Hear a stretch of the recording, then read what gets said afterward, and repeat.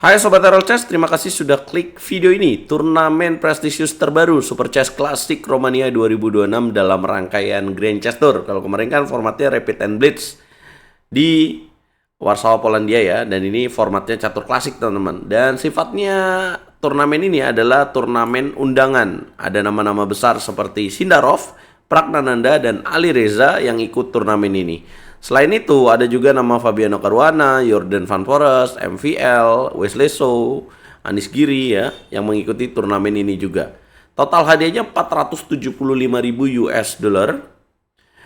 Dan formatnya catur klasik 90 menit untuk 40 langkah pertama. Bonus waktu 30 menit 30 detik ya, setelah langkah ke-40 sampai selesai.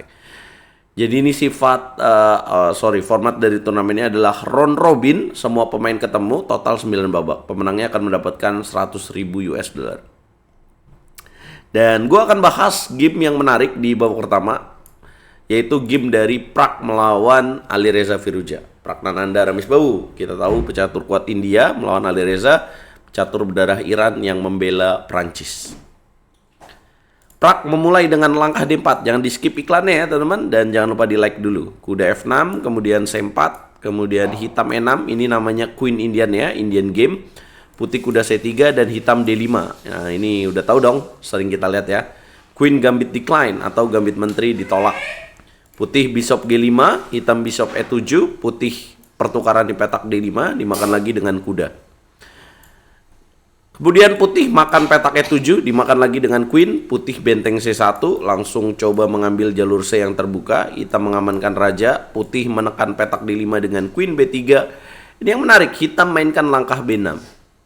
Wah, kok dikasih nih?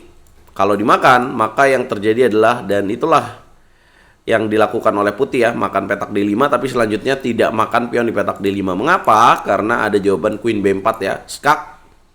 Harus ditutup dengan benteng atau enggak rokade, itu bahaya buat putih. Kalau benteng C3 ya kena B2-nya. Jelas putih nggak mau ambil itu. Putih memilih langkah E3. Kemudian Ali Reza Bishop ke petak E6.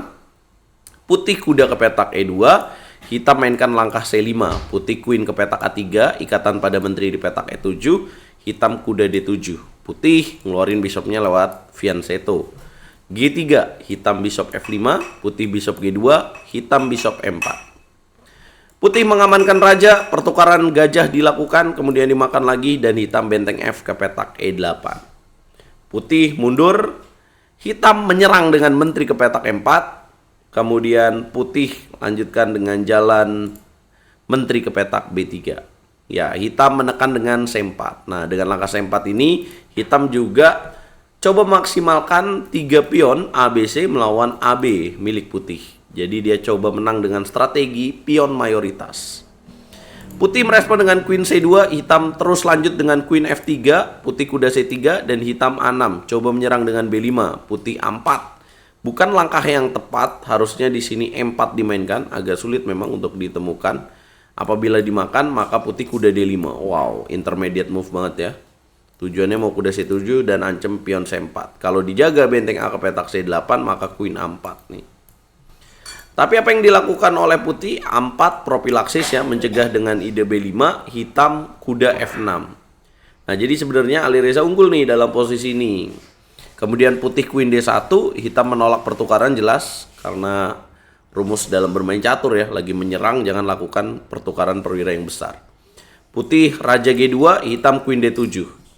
Putih coba melanjutkan ide mendorong pion B5. Hitam ya. Kemudian putih B3 dan hitam B5.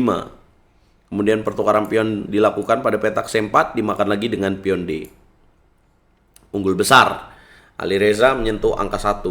Nah, format waktu yang tadi catur klasik ya, sisa 30 menit, putih 17 menit. Ini langkah ke-25.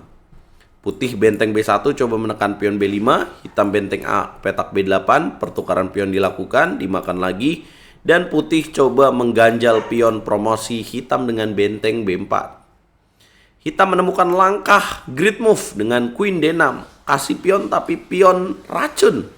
Kalau dimakan dengan benteng, maka akan terjadi pertukaran, dimakan lagi, dan queen ke petak C6. Prag jelas lihat itu. Dia mainkan langkah queen B1 dan hitam kuda ke petak D5 untuk meloloskan pion di jalur C. Pertukaran dilakukan, Queen makan D5, Raja G1, dan hitam H5. Yap, coba H4 dan H3. Sayap menteri berhenti, dia coba mengganggu lewat sayap raja. Alireza terus menekan, langkah 32, putih bertahan dengan H4. Taktis, hitam menolak untuk berhenti dengan G5 dimainkan. Putih harusnya di sini mainkan langkah E4. Tapi kembali ya, sulit untuk ditemukan. E4 tujuannya kalau dimakan maka benteng C4. Wah, kelas tinggi banget ya ini. Putih memilih makan pion G5 dan hitam mendorong pion H4. Boom, great move lagi. Tujuannya mau H3. Putih bertahan dengan Queen ke petak E1, hitam Queen G5, putih E4, kemudian hitam sudah dekat dengan kemenangan sebenarnya karena sudah semakin rusak ya pertahanan dari putih. Tapi hitam tidak menemukan killer move-nya ya, tidak menemukan gimana cara killing the game-nya. Ya harusnya di sini kira-kira apa yang lebih bagus teman-teman dibandingkan pilihan dari Alireza, benteng B ke petak D8. Ya, Alireza harusnya di sini memilih benteng B6 ya, dengan tujuan bentengnya pindah ke sayap raja. Ya, kalau misalkan putih di sini mungkin mendorong pion E5, maka makan dan benteng H6 akan menyeramkan buat pertahanan putih. Tapi Alireza memilih benteng B ke petak D8, sehingga putih menemukan langkah yang tepat, Queen ke petak E3, menawarkan pertukaran Queen, dan langsung jadi seimbang teman-teman. Ya jadi kalau di kelas Grandmaster gitu, ada satu kesempatan tidak dimanfaatkan, selesai. Artinya kesempatan itu tidak bisa datang lagi, kadang nggak datang 2 kali.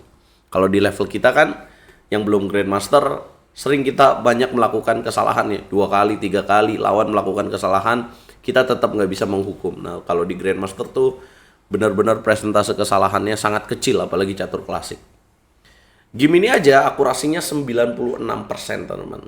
Jadi tadi adalah momen krusial juga di game ini, di mana hitam tidak mainkan langkah benteng ke petak B6. Sehingga dengan langkah Queen E3 ini sulit dapat momentum lagi buat hitam.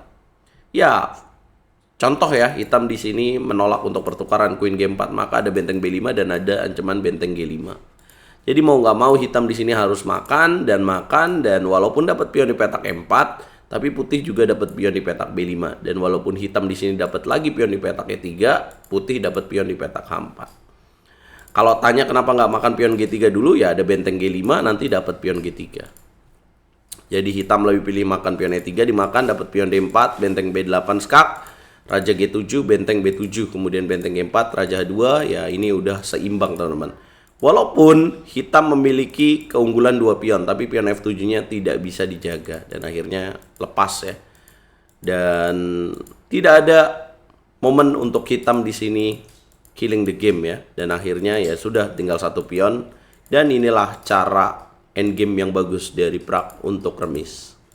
Membatasi pergerakan raja, benteng diberikan oleh Alireza, Raja C1, dan ya benteng C4. Remis yang benar-benar remis ini mah dengan benteng C4. Inilah yang terjadi teman-teman.